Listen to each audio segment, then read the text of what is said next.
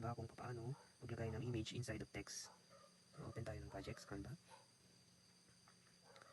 Maghanap tayo ng design na gusto nyo. For example, beach.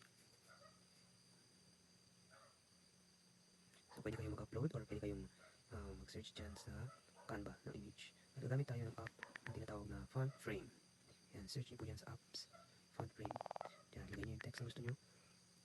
Kita nyo automatic yan. Ang background ng text is yung click nyo yung image and use select image. Use selected image. So yan, nakikita nyo yung background ng text is yung image na nilagay natin. At click nyo yung settings. Gusto nyo palitan ng mga outline color. Depende na sa inyo yun kung anong gusto nyo. Alignment, nandyan, pati yung fonts. Pwede kayo mag-search and click add to design. If okay na sa inyo yung design. I-center nyo siya, yung image, dyan nyo siya gagalawin sa font frame. Kasi pag na-add nyo na yan, hindi nyo na siya mati-change. Let's say, Samar Island. I-adjust nyo na lang yung image text bago nyo add to design. And then, delete nyo po yung picture. So, yan na yung design nyo na ginawa. Ganun lang kadali on how to put the image inside of text in Canva.